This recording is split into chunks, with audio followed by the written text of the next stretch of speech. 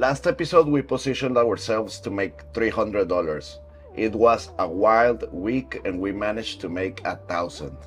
I want to go into our system and start closing down some positions, lock that money for ourselves, and then we'll walk through the history of what happened throughout the week and how we managed to get ourselves 1,000 extra bucks. We went well. Throughout the week, price crashed down a bit. It went down to the 63, 62, 500 level.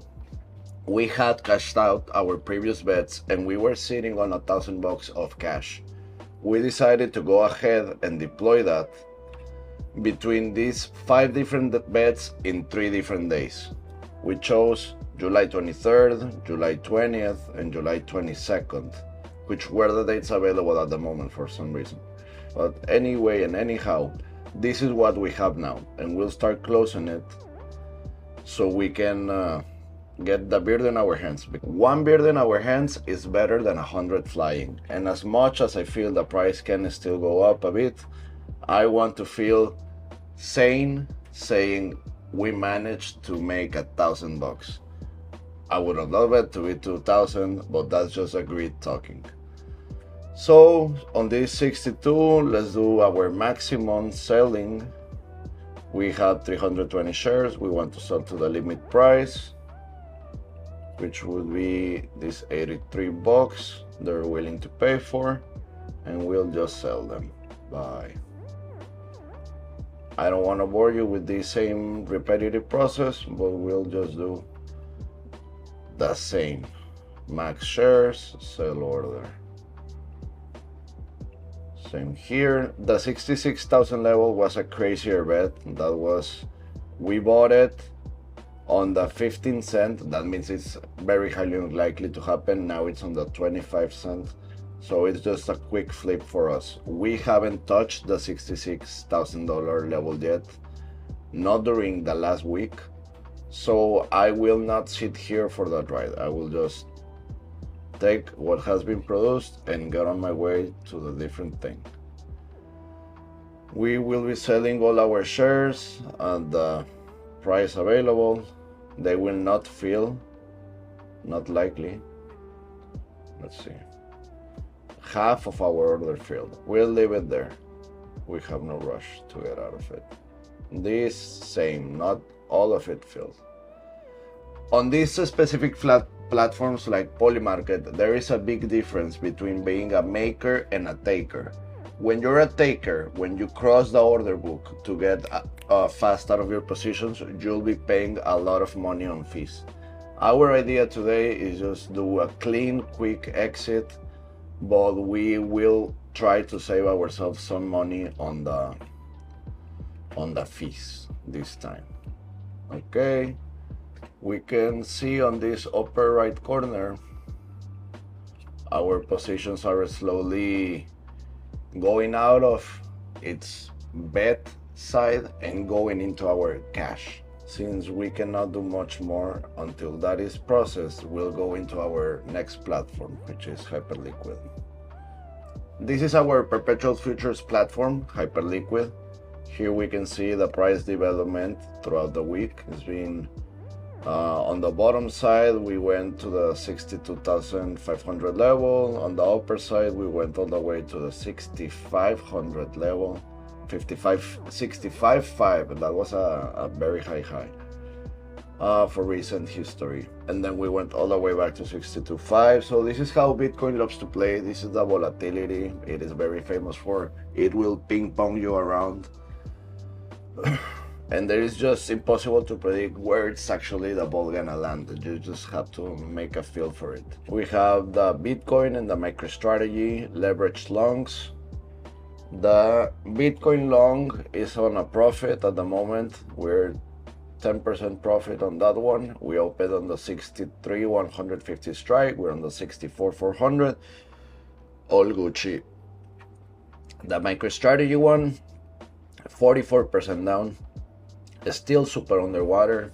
It has been nothing more than a beating for us this whole 4 episodes deep now. We're still holding this loss, but we're in a much better position than we were, to say, in episode 2 when we were 70 or almost 80% down.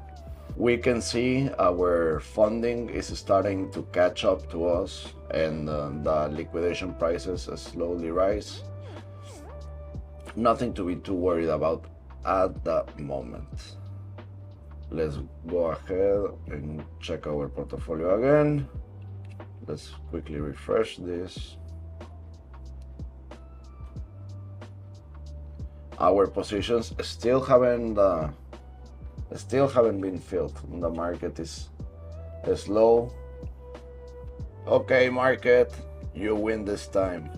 Just cash me out, please. Let's see. What? It wants to write me down from 82 to 80. Okay, yes. Bye. Now let's talk about, we just saw how all of this happened. It looks beautiful and green. Now let's talk a bit about the week. So the history of our week was an interesting one. We closed last episode placing this position. We rode it only for a day. I paper handed it super quick as soon as I was in profit. We made that day like 170 bucks, closed that down. We stood on cash for a bit, waiting, holding for next opportunity. During night, I was on my phone, an opportunity came to knock on the door. We went shopping. We got some positions for July 15th, some positions for July 17th, a bit more aggressive than usual. These positions managed to make us another like 350 bucks. So like the first initial 170 bucks plus another 350 bucks, we were making about 700 bucks for the week, and we were very happy with that. But as we were sitting on cash, opportunity, as you saw, came against knocking on the door, and we just went at it. And we can see like 1,000 bucks got deployed here really quick. Earlier today, oh my god, see, this is what happens as soon as I close my positions. Now we're on 64,600. I could have made an extra whatever amount. This portfolio started 4 episodes back with $550, and now we're a month deep and 1,000 bucks up. Congratulations to us. I want to give us a big clap, because we have been able to ride this first month of Bitcoin volatility, and it has not been an easy one, let me tell you that.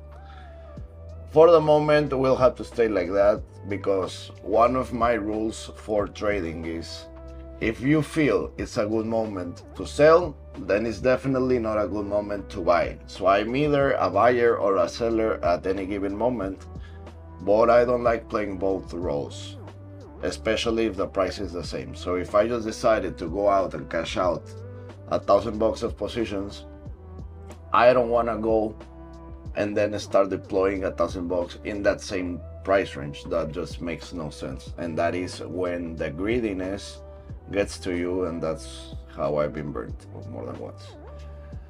You live and you learn. You learn. This will be a sad one for us. We'll be taking a big L in here. We bought on a dream, on a moment that I got excited, I guess. We bought this. What price will Bitcoin hit on July 13th to 19th?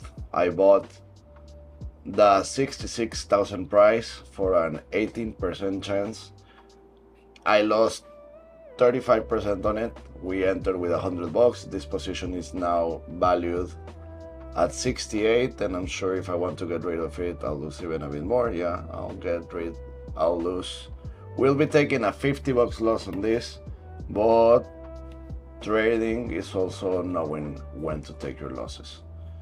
I prefer to cut my losses short here and just take back 50 bucks of cash, then let it ride for another day and maybe lose the 100 full. With that close now, what we have left is these positions we'll be holding for the long term. Our perpetual future long-term bets that won't be moving for the moment. We'll stay on cash with 1,400 bucks available to trade, and we'll be looking for the next opportunity. Thank you for joining me on this episode. Subscribe so you can keep up with the story, and I'll catch you on the next one.